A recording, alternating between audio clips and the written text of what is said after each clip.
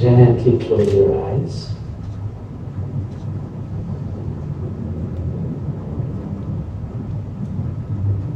Bring your awareness only to the place where you are sitting.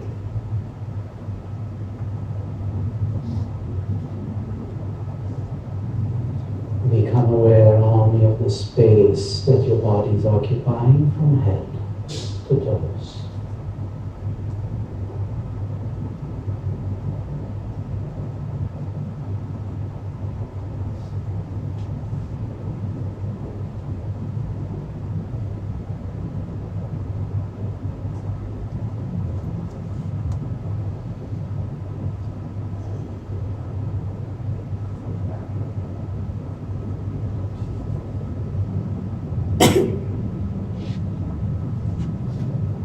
Let the mind's awareness go to the forehead and relax your forehead.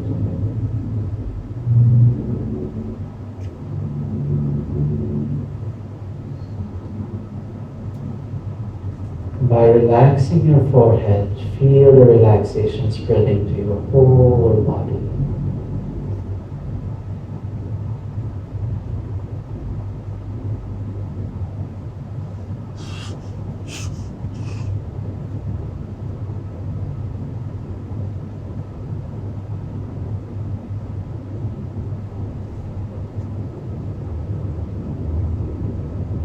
With a relaxed body and a straight spine,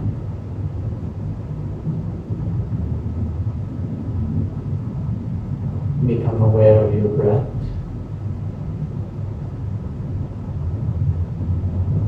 Allow the breath to flow freely,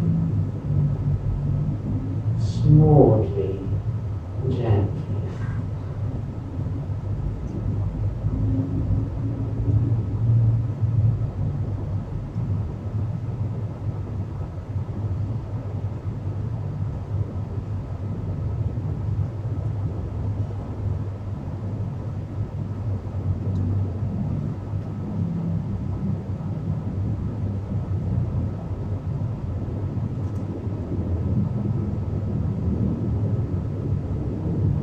As you observe the breath will settle, deepen naturally.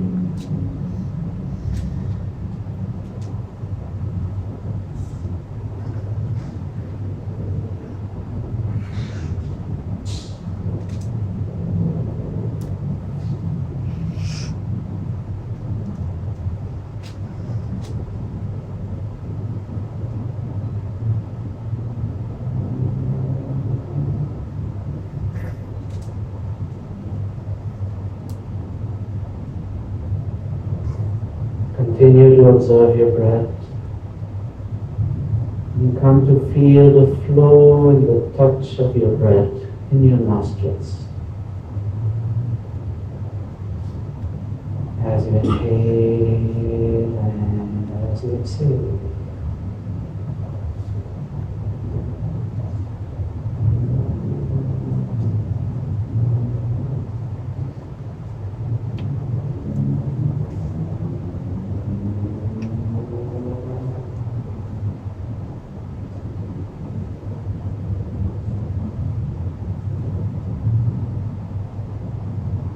As you feel the breath in the nostrils,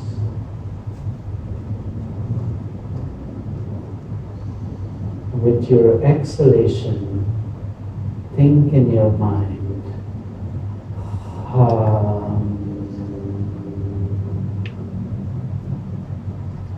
with inhalation, think in your mind, so.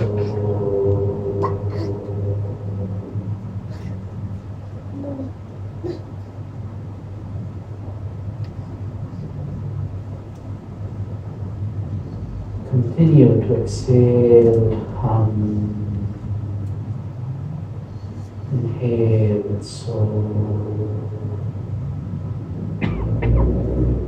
only as a thought in the mind.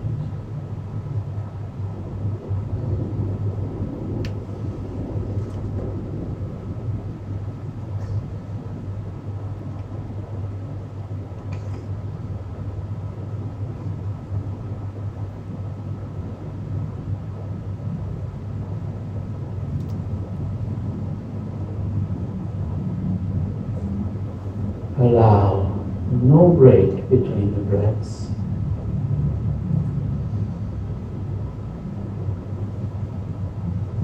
No break. And so on.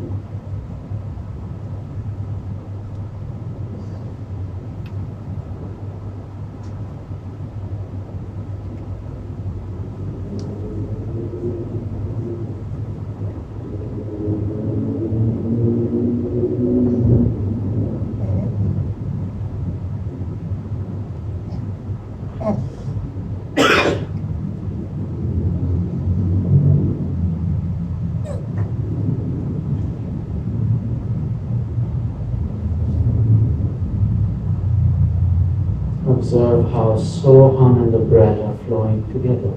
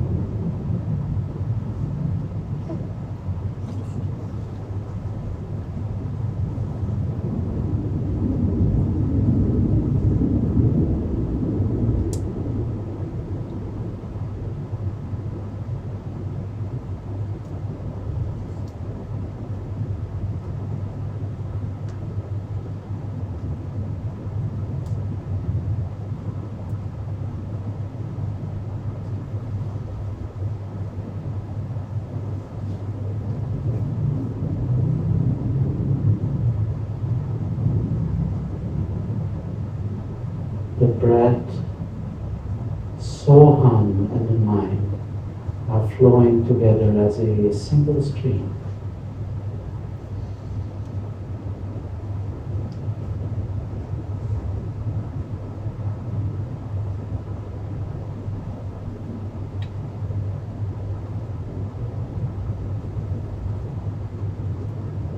Maintaining the flow, you can bring your palms together in front of your heart center.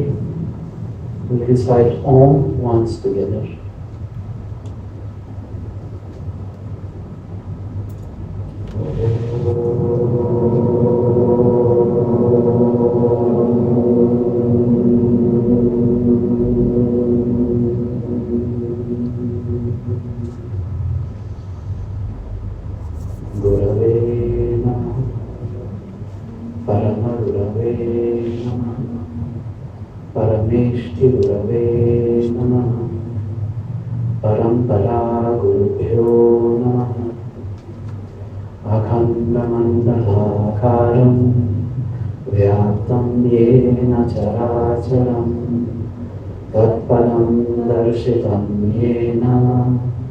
Tasmai Shri Gurave Namaha. Hiranyagarbhadarandham Sheshavyasadimadhyamam Swami Shri Ramapadam Tam Vande Guru Paramparam.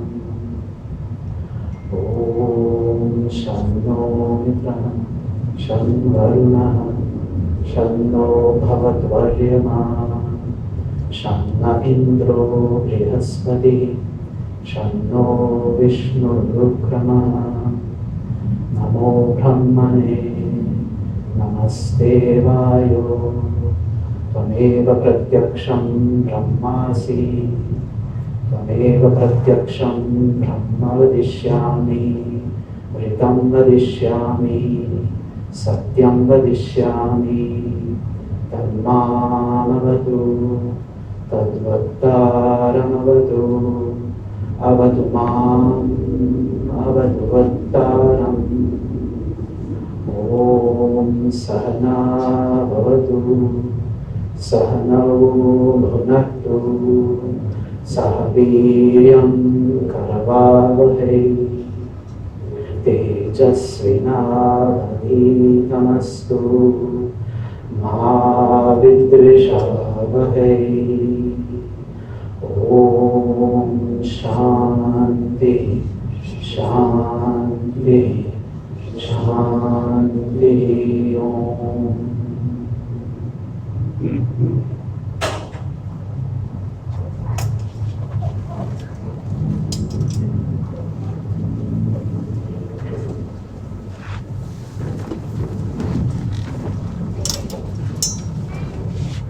How is everybody tonight? Good.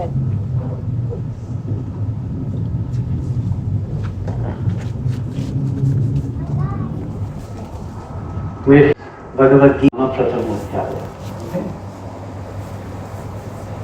What does it tell us? What is the full title of the text? Srimad Bhagavad Gita Upanishad. Okay? Bhagavad Gita is considered as an Upanishad. It's the essence of the Upanishads. Okay? If the Upanishads are texts of philosophy, texts of metaphysics, the Bhagavad Gita is the practical application of that philosophy to daily life. So it's a very practical text. So Srimad Bhagavad Gita Upanishadsu, in the Bhagavad Gita Upanishad, Brahma Vidyayam, in the knowledge of Brahman, knowledge of the Absolute. Yoga Shastre, in the text of yoga, in the Shastra on yoga. Sri Krishna Arjuna Samvade, in the dialogue between Krishna and Arjuna. Then the title chapter is stated. Okay, so this text of the Bhagavad Gita is really there to teach us about living life skillfully, lovingly, and selflessly. And the selflessly is very important. Okay? Because many people here have read the Bhagavad Gita, studied the Bhagavad Gita, know the text very well, and many people will have their own interpretation of what the essence of the text is. For me, the essence of the Bhagavad Gita can be summarized to skillfulness in action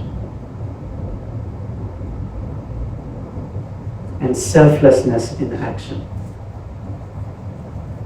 Okay, we talk a lot about karma, and many people, I teach, and I share many countries around the world, and in many places, many different people of different cultures have their own interpretation of what karma is. Oh, karma is this, oh, karma is that. Karma is something that falls on my head that I have nothing to do about. Karma is something that I have to suffer. Karma is simply action. Right? And the law of action is simply, as you sow, you shall reap. Very simple. Okay. So now, many of us plant papaya seeds. And then we pray to God, may I get mango, may I get mango, may I get mango, may I get mango. Right? No matter how much I pray to God to get mangoes, if I have planted papaya seeds, I will get papaya. Okay, so the law of karma is simply that from actions comes results, come fruits. And from the actions that we have planted, then the fruits will come accordingly. And the Bhagavad Gita teaches us to carefully choose what seeds we plant. And the Bhagavad Gita also teaches us not to plant the seeds for the fruits. Not to do our actions for the results. Not to act for the fruits. To act selflessly. Good. That is the essence of Karma Yoga. That is the essence of the Bhagavad Gita. In the beginning, you all know that Arjuna doesn't want to fight. Arjuna sits in his chariot and he says, no, I'm taking sannyasa. I will move away, let them have everything. I'm not fighting. I see in front all my cousins, my brothers, my friends, my teachers, my family member. I cannot fight them. Okay, so the text begins on a very negative, desperate note. Okay? The yoga of the depression of Arjuna. Arjuna Vishada Yoga. The yoga of the depression of Arjuna. And then the whole text is Sri Krishna teaching Arjuna to do his duty, not for the sake of results, not for the sake of the fruit, but for the sake of the duty itself. Because we cannot live without action. We cannot live without duty. We cannot, even if we don't do anything, even if we just sit there and don't do anything, still it's karma. Still is karma. Okay? The Gita tells us action in inaction and inaction in action.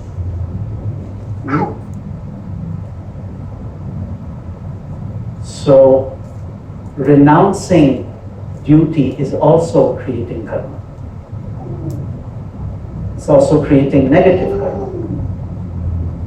Okay, so the whole teaching of the Bhagavad Gita is to strengthen the resolve of Arjuna to act, not for the sake of the fruit, but for the sake of the action, because it's the right thing to do. We are, in our lives, often caught in that cycle of karma because we act for the fruit.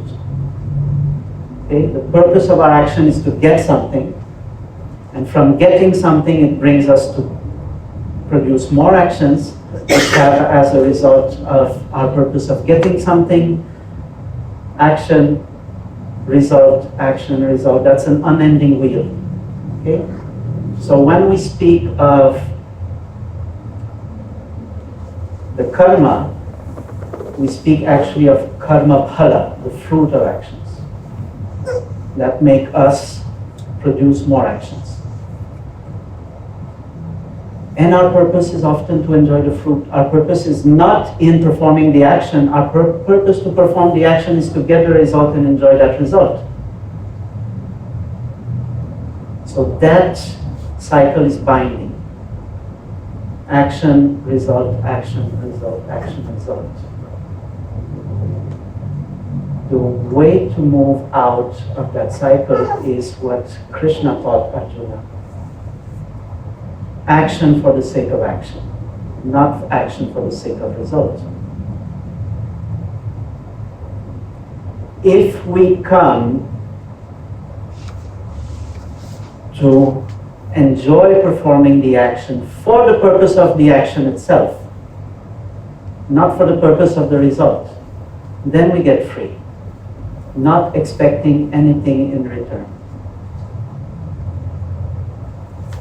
Acting selflessly, acting for others, enjoying the act itself. Okay? Just picture yourself doing something just for the sake of doing it, not wanting anything. Okay? It's very rare to find that, but at the same time, it frees us. It frees us from that bondage of karma and fruits and karma and fruits and karma and fruits. Just doing it for the sake of doing it because it's the right thing to do.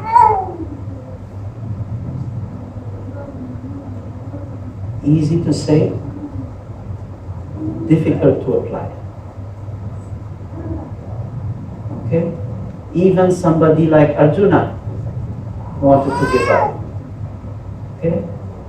And in the Bhagavad Gita, Arjuna calls Krishna by different names, and Krishna calls Arjuna by different names.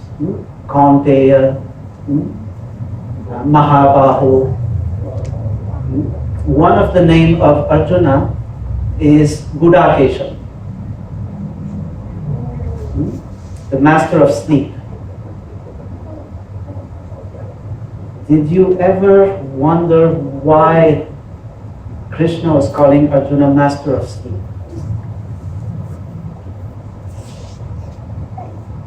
Okay, it's a very interesting name. Kaunteya, son of Kunti, easy to understand. Mahabahu, the one with mighty arms. Okay, that's easy to understand. Gudakesha, master of sleep. Why? Okay, you know the Indian tradition, Indian philosophy speaks of 4 states of consciousness. Jagrat, Swapna, Sushupti, and Turiya. Okay, Jagrat, wakefulness. Swapna, dream. Sushupti, deep sleep. And Turiya means the 4th, the state beyond. Okay? So, Jagrat, wakefulness, dream, sleep. Arjuna is called master of sleep. It means he has already mastered the dream state, he has already mastered the wakeful state. It's like, take it for example, you go run a marathon. Once you have completed the 20th kilometer, for example, it's implied that the previous kilometers have been completed. Right? So if you have completed the 20th kilometer, you don't need to say, I've completed the 20th and the 19th and the 18th and the 17th and the 16th kilometers. It's implied.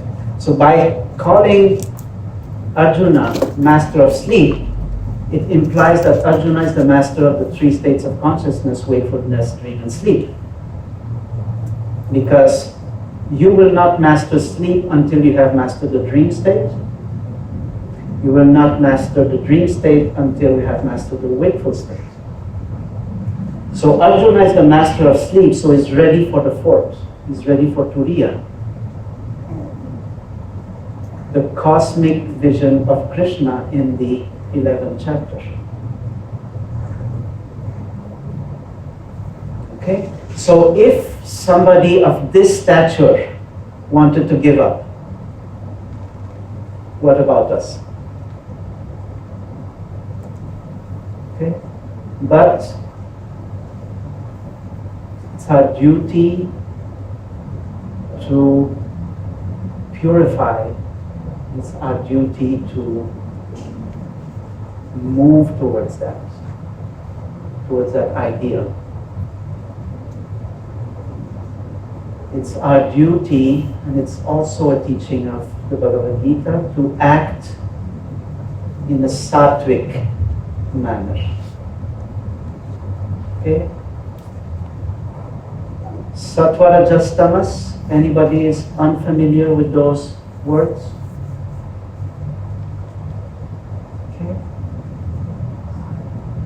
Sattva, Rajas, Tamas are 3 qualities of nature, 3 qualities of the material universe. Okay? Sattva is the quality of brilliance, lightness, illumination, harmony. Rajas is the quality of activity, movement. Tamas is the quality of heaviness, stagnation, stability. Bhagavad Gita tells us that in our actions, in our daily life, we should aim at sattvic actions. Actions that will bring harmony, that will bring peace. The chapters, if you're interested, okay, we're here only for, a short time together. We cannot speak about everything, but if you're interested to dive deeper in this subject, the chapters 14, 17, and 18 of the Bhagavad Gita describe sattva, rajas, and tamas in great details in many different aspects of our life. Okay? What is sattvic food? Food that will bring harmony and balance. What is rajasic food? Food that will disturb and energize and bring restlessness to the mind. What is tamasic food? Food that will bring heaviness and lethargy. Okay? Sattvic clothing, rajasic clothing, tamasic clothing. Some in very basic, aspects of life. Sattvic knowledge, rajasic knowledge, tamasic knowledge. Sattvic charity, rajasic charity, tamasic charity. So all the aspects of life, it's fascinating. I really encourage you to go back to the texts, for those who have read it already many times, and really focus on those aspects of cultivating a sattvic life in everything. Okay? Sattvic sleep, rajasic sleep, tamasic sleep. All is there. All is there. It's really a textbook to shape our life. It's really a textbook to shape all the aspects of our life. Okay? I said a little bit earlier, Bhagavad Gita is a text on yoga. The text itself, the chapter titles say that, Yoga Shastri. When we speak about yoga in modern times and in outside of India also, it's there a lot. And it's becoming there, sadly I have to say, it's becoming there also in India. I see it quite a bit also in Rishikesh. Yoga has been equated recently, in recent time, with yoga postures. And there is so much more than only physical yoga to the whole of yoga. And for that, I would like to... Bhagavad Gita gives definitions of yoga. Bhagavad Gita gives two definitions of yoga. Yoga karmasu kaushalam. Yoga is skillfulness in action. Skillfulness in our action. And yoga samatvam uchyate. Yoga is said to be equanimity. Okay? Yoga is not posture. Yoga is not asana. That's only the external-most form of the practice that is there to bring us insight. Okay? The Yoga Sutra also gives us definition of yoga. The text tells us yoga is chitta vritti nirodha. Yoga is the control of the operations of the mind field. And Vyasa says yoga is samadhi. Okay? And that is, yoga is samadhi is the motto by which our founder Swami Veda Bharati in the Himalayan tradition, that's the motto he gave to his organization Ahimsa, the Association of Himalayan Yoga Meditation Societies International, which has the motto Yoga Samadhi. Yoga is Samadhi. Now be careful, we are in Thailand. Okay? The word Samadhi means something different in Thai. In Thai language, the word Samadhi means dhyana, meditation. Okay? But when we speak of Samadhi, we speak of that higher stage, that state of union, that state of absorption, that comes from meditation, that comes from the depth of meditation. That is the end result of meditation. Okay? So, in the Bhagavad Gita, when we say Yoga Shastri, text on yoga, we don't speak about yoga postures and yoga asana, we speak about samadhi. Okay? And being the master of sleep Arjuna is ready for that.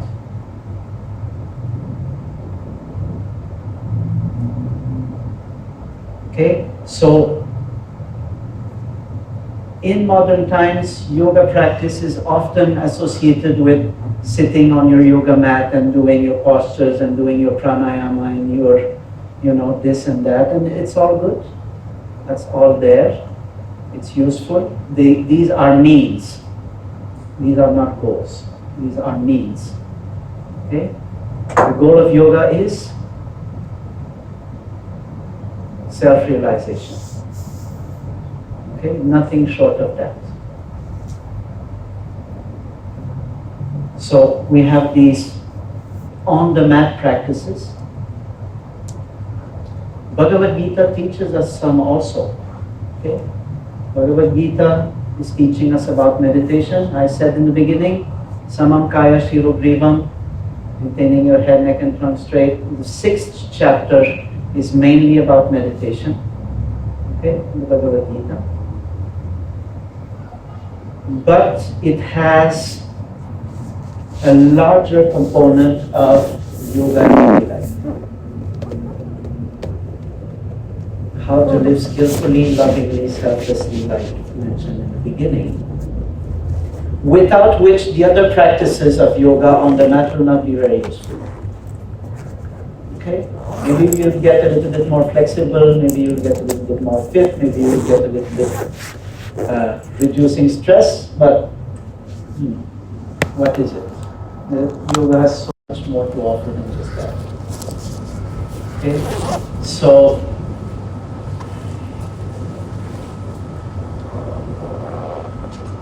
acting for the sake of action,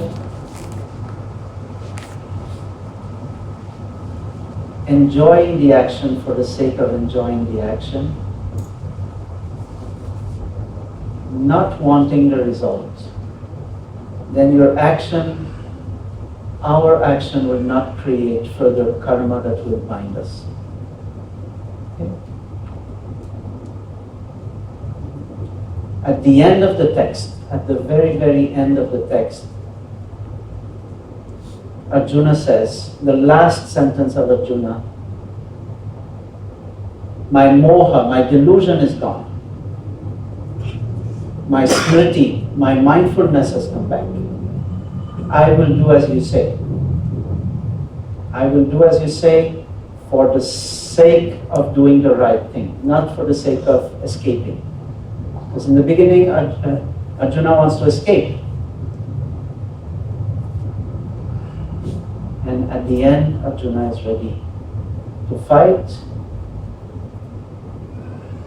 This battle of the Bhagavad Gita and everything in any texts of the Indian tradition, you have to be able to see it at 3 different levels simultaneously.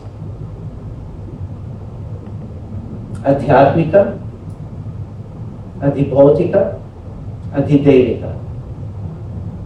Okay? Adhyatmika within ourselves. Adhibhautika among the beings. Adhidevika among the forces of nature, or if you believe, among the conscious forces of nature, among the deities, divinities.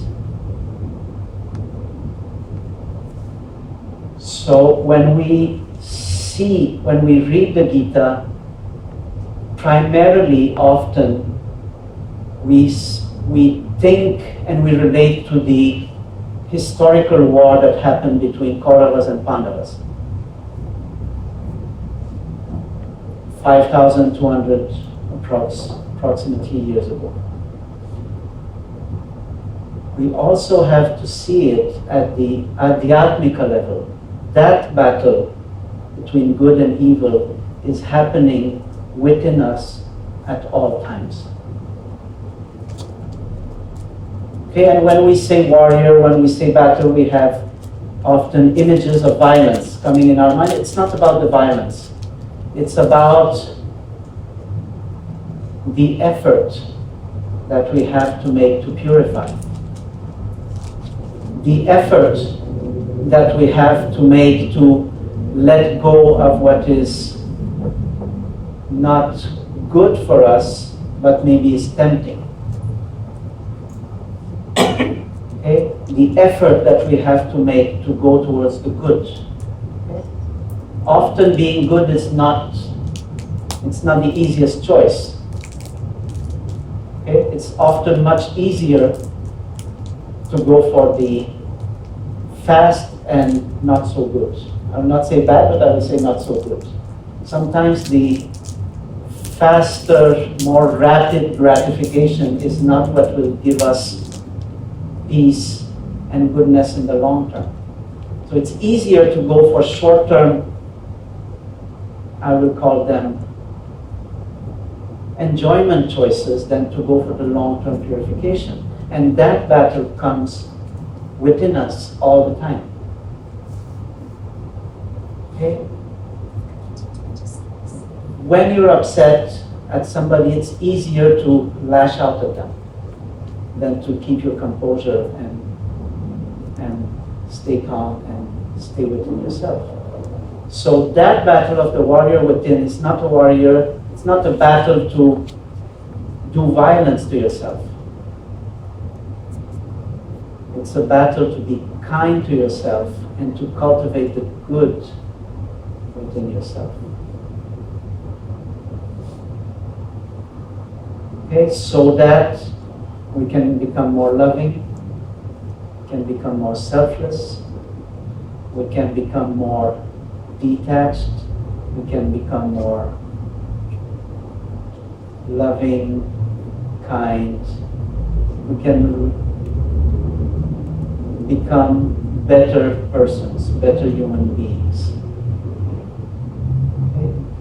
There are three selves within us. There's the animal within us, there's the human within us, and then there's the divine within us. So that inner battle is moving from the animal to the human to the divine within us. So that goodness can prevail, so that sattva can prevail. Okay? We cannot eliminate rajas and tamas completely, it's impossible. All three are always there in nature. But is tamas the dominant factor that will bring us to stagnation and lethargy? Or is tamas a factor that will support sattva, which will make it stability? We need stability in life. Is rajas the dominant factor which will bring restlessness within us? Or is sattva a supporting factor which will propel us to perform good action and selfless actions?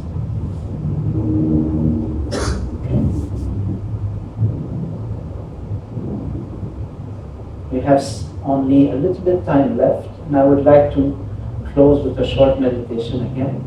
But before that, one last point.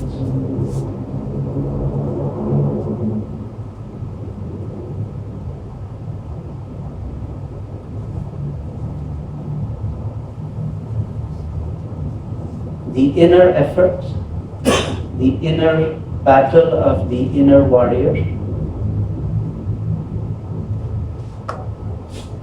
Try to see it also as tapas. Okay? What is tapas? The word tapas simply means heat. So practices of inner purification. We have concept that tapas is something very austere, very difficult, something that is not pleasant. Bhagavad Gita speaks of tapas in the chapter 17. Okay, go and look for it. Chapter 17 gives 3 types of tapas for 3 types of actions. Okay, we have physical actions, we have vocal actions, and we have mental actions. Okay? So physical karma, vocal karma, mental karma.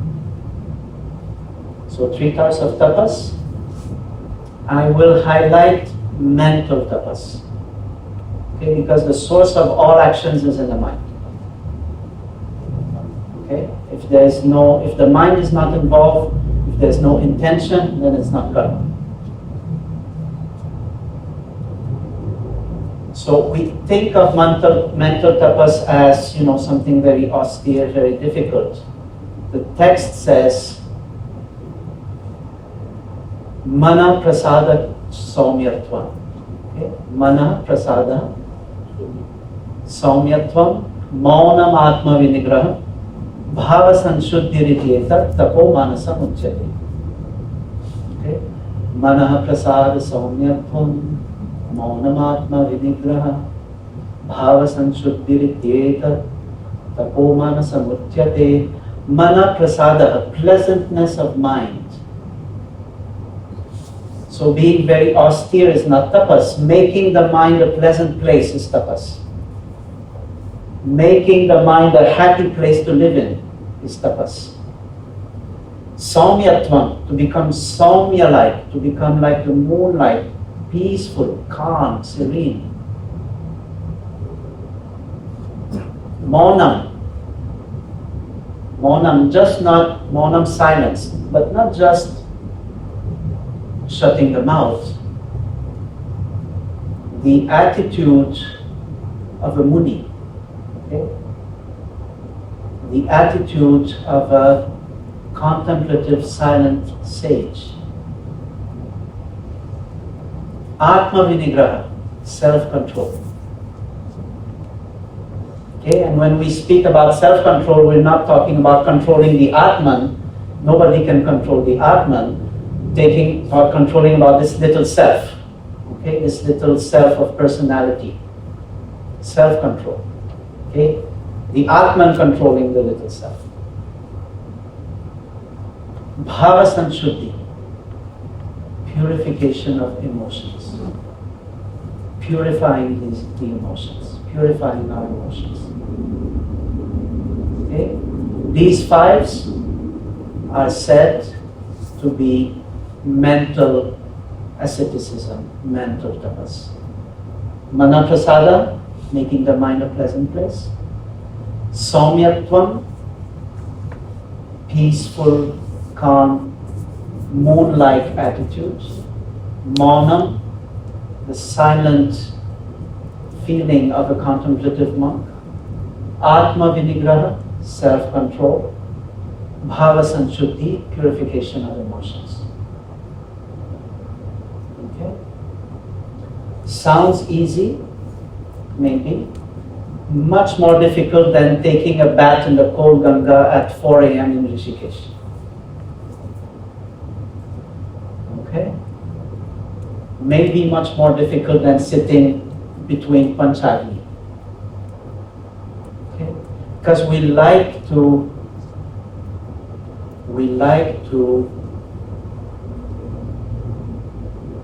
hang out to our own dramas in our minds. We like that. It makes us often feel that we are someone, hanging out to our dramas and amplifying them. Okay? Tapas is letting go of them, making the mind pleasant, being peaceful, being calm. That's what the Bhagavad Gita teaches us. Arjuna went in the battle at the end with a clear, peaceful mind, doing his duty, nothing more. That's it, duty for the sake of duty. Not attached, not colored. With a clear mind, not a colored mind.